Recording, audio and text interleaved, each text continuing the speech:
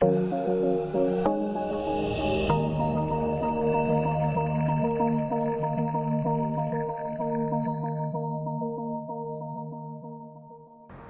Assalamualaikum warahmatullahi wabarakatuh. Selamat siang semuanya. Salam budi luhur. Saya Reza menjelaskan pertemuan pertama tentang mata kuliah yang kalian ajar, yaitu Desain dan Analisis Algoritma atau sesi KPAA, di mana pada pertemuan kali ini akan saya jelaskan tentang pengantar desain dan analisis algoritma. Ya. Jadi bagi teman-teman yang belum tahu apa sih KPAA itu, ya, langsung saja disimak. Ya. Sebelumnya, akan saya ulang lagi tentang apa itu algoritma yang sudah kalian pelajari di mata kuliah algoritma dan struktur data sebelumnya. Ya. Jadi algoritma itu adalah alur pikiran dalam menyelesaikan suatu pekerjaan, arti bebasnya. Ya. Atau bisa juga diartikan sebagai urutan langkah-langkah yang dinyatakan dengan jelas dan tidak rancu. Ya. Jadi maksudnya seperti ini ya, kalau misalnya kita bikin mie, ya ada tahap-tahapnya. Nah, tahap-tahap itu namanya algoritma, ya, langkah-langkah. Kemudian yang ketiga, jika dikaitkan dengan bahasa pemrograman, ya, algoritma itu adalah sekumpulan instruksi yang apabila dijalankan akan menyelesaikan suatu tugas tertentu. Kemudian yang terakhir adalah algoritma dikatakan benar kalau untuk setiap inputnya atau masukannya menghasilkan output atau keluaran yang benar juga. Ya. Itu namanya algoritma. Selanjutnya, untuk membuat sebuah instruksi dikatakan algoritma, ya, ada beberapa kriteria yang harus dipenuhi. Yang pertama adalah algoritma harus tidak ambigu atau unambiguous bahasa Inggrisnya. Jadi algoritma harus memiliki makna tunggal. Ya. Terus yang kedua, algoritma harus tepat atau precise. Ya. Jadi algoritma tidak boleh ada kesalahan, harus tepat, ya, harus perfect. Kemudian yang ketiga, algoritma itu harus pasti atau definite. Ya. Jadi tidak boleh ada simpang siurnya, harus pasti. Lalu yang keempat, algoritma itu harus berhingga atau finite. Ya. Jadi tidak boleh ada looping yang terus-menerus. Jadi harus dibatasi loopingnya sampai mana. Ya. Kemudian algoritma, dia tidak harus memiliki data masukan yang dimasukkan dari luar atau input yang dimasukkan dari luar.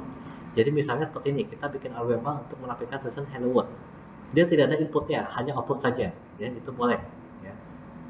Kemudian yang terakhir adalah paling tidak ada satu buah keluaran. Jadi algoritma tidak mesti ada input, cukup output saja, itu sudah dikatakan algoritma.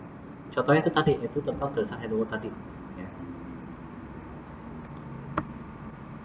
Selanjutnya, apa saja sih topik yang dibahas dalam DAA ini? Ya. Yang pertama itu desain algoritma. Ya. Desain algoritma ini yang dibahas adalah metode desain algoritma seperti apa. Lalu tipe datanya, bisa berupa tipe data elementer atau tipe data dasar. Kemudian ada tipe data komposit dan tipe data khusus. Ya, itu. Lalu ada struktur data, yaitu stack, queue, linked list, graph, dan tree. Nanti kita akan bahas dua poin terakhir ini di video-video selanjutnya. Ya. Kemudian ada analisis algoritma, yang dibahas adalah kompleksitas algoritma. Ya. Kalau kalian sering baca di ada pembahasan sekian atau O-nya adalah sekian. Ya. Itu namanya kompleksitas algoritma. Ya. Kemudian contoh-contoh algoritma terapan dan juga analisisnya. Ya. Untuk membuat algoritma itu tidak bisa sembarangan membuatnya. Ada tahap-tahapnya. Yang pertama adalah identifikasi masalah. Ya. Tahap pertama adalah apakah kosakata yang digunakan dalam deskripsi permasalahan tersebut sudah dipahami semua. Ya, itu kosakatanya. Lalu informasi apa saja yang akan diberikan di algoritma yang kalian buat. Ya, itu informasinya. Kemudian apa saja yang ingin diketahui. Ya. Lalu yang keempat, bagaimana cara mengenai solusinya. Ya. Terus informasi apa saja yang kurang dan apakah informasi tersebut dapat berguna. Jadi dalam membuat algoritma diusahakan selengkap mungkin informasinya. Ya, tidak boleh ada informasi yang miss. Ya, selengkap mungkin. Kemudian apakah ada informasi yang tidak berguna. Ya. Selanjutnya adalah asumsi apa saja yang akan dibuat. Jadi dalam membuat algoritma pun harus ada asumsinya. Ya. Mengasumsikan data dummy. Ya. Kemudian pembuatan model. Ya. Yang pertama, struktur matematika mana yang dapat mewakili permasalahan. Lalu yang kedua, apakah ada permasalahan serupa yang sudah diselesaikan sebelumnya? Boleh kita mengembangkan sudah ada sebelumnya atau bikinnya sesuatu yang benar-benar baru. Ya. Tidak boleh sama persis dengan yang sebelumnya. Ya. Lalu untuk pembuatan model selanjutnya adalah apakah semua informasi penting dalam permasalahan itu sudah terwakili oleh objek matematis atau belum? Ya. Kemudian, apakah output atau keluaran yang diinginkan dapat diukur secara matematis? Selanjutnya, apakah hubungan antar objek pada model sudah diketahui sebelumnya? Ya, jadi setiap objek itu harus ada hubungannya, tidak boleh ada kerenggangan, harus ada hubungannya. Ya. Kemudian, apakah model tersebut dapat dimanipulasi atau tidak? Ya. Selanjutnya adalah desain algoritma. Ya. Desain algoritma. Lalu selanjutnya adalah pengujian kebenaran algoritma atau loop invariant. Yang ada 3 tahap. Yang pertama, initialization yaitu sebelum iterasi pertama. Ya. Lalu ada maintain, yaitu sebelum iterasi selanjutnya. Dan yang ketiga adalah termination, atau ketika iterasinya selesai. Lalu, langkah selanjutnya adalah implementasi. Jadi, algoritma yang sudah didesain harus segera diimplementasikan dengan bahasa pemrograman tertentu. Ya. Tahap implementasi yaitu variabel apa saja yang dibutuhkan. Ya. Kemudian apa saja tipe variabelnya, apakah integer, apakah string, apakah char atau boolean atau lainnya. Kemudian kalau ada array, berapa jumlah yang dibutuhkan dan juga berapa ukurannya. Yang perlu diingat bahwa dalam membuat algoritma, array akan menyita memori cukup banyak, ya, karena dia akan mengalokasikan atau memesan memorinya di komputer. Kalaupun ada array, bisa nggak kira-kira diganti menggunakan linked list? Ya, jadi linked list ini lebih dinamis dibandingkan array. Dia bisa mengalokasikan memorinya dengan dinamis. Jadi kalau kita datanya sedikit, maka alokasinya sedikit. Tapi kalau banyak, dia akan semakin lebar. Ya, itu linked list. Kemudian subrutin apa saja yang dibutuhkan. Kemudian bahasa pemrograman apa yang digunakan. Ya, jadi dalam hal ini, dalam proyek saya akan menggunakan bahasa pemrograman Java. Ya. Tapi penggunaannya, kalau dalam kenyataannya kembali ke permasalahannya. Jadi setiap bahasa pemrograman itu ada peruntukannya sendiri. Bisa jadi untuk misalnya program kalian ada pointernya, ya. Maka kalau ada pointernya bisa digunakan C++. Ya. Tapi kalau Java tidak ada pointer. Tapi Java ini keunggulannya adalah bisa digunakan di mana saja. Ya. Bisa di desktop, bisa di HP atau yang lainnya. Ya.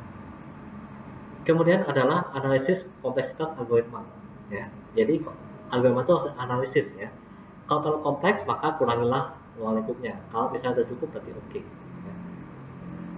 Kemudian testing program, ya. Program yang kita buat harus testing dulu. Apakah program yang kita buat itu bermasalah atau tidak? Ya. Terakhir adalah dokumentasi. Ya, dokumentasi. Jadi setiap program itu harus dibuat dokumentasinya. Jadi user bisa tahu, oh gunanya itu ini loh, ini. Itu dokumentasi. Lalu untuk desain algoritma sendiri ada beberapa metode. Yang pertama itu sub-goal. Sub-goal ini maksudnya adalah permasalahan itu dipecah menjadi beberapa sub-permasalahan yang lebih kecil. Jadi masalah yang besar itu dipecah menjadi masalah yang lebih kecil. Ya. Jadi setiap sub-goal itu dipecah menjadi permasalahan. Sub-permasalahan itu memiliki tujuan atau solusinya sendiri. Ya. Diharapkan setiap solusi tersebut membentuk solusi untuk permasalahan asalnya. Ya, jadi udah dibagi, kemudian disatuin lagi. Ya, jadi diharapkan bisa memecahkan permasalahan asalnya. Kemudian ada hill climbing. Ya. Hill climbing ini maksudnya adalah kita membuat suatu tebakan awal solusi, kemudian mencari solusi tersebut yang lebih baik secara terus-menerus atau uphill. Ya. Kemudian yang kedua, kalau tidak memungkinkan lagi untuk uphill, maka stop, algoritmanya berhenti. Ya. Kelemahan dari hill climbing ini adalah tidak menjamin bahwa solusi yang ditemukan akan menjadi optimal. Ya. Oleh karena itu, algoritma itu dikatakan serakah atau greedy. Karena apa? Dia mencoba setiap kemungkinan solusinya. Walaupun solusi sebelum sudah dapat optimal, tapi dia terus mencoba seolah-olah optimal tersebut belum ditemukan. Makanya dikatakan greedy. Lalu ada walking backward atau jalan mundur. Jadi dia mulai dari solusi dulu. Setelah solusi baru kita cari masalahnya apa dari solusi yang sudah ditawarkan sebelumnya. Itu walking backward atau berjalan mundur. Oke, untuk pertemuan kali ini cukup sekian. Ya, kalau ada pertanyaan silahkan tinggalkan komentar atau replay video YouTube ini. Ya, jangan lupa subscribe channel ISBAT Luhur. Ya, dan juga subscribe channel saya Perkasa. Ya. Untuk pertemuan kali ini cukup sekian. Saya akhiri sampai sini. Assalamualaikum warahmatullahi wabarakatuh. Salam budi luhur.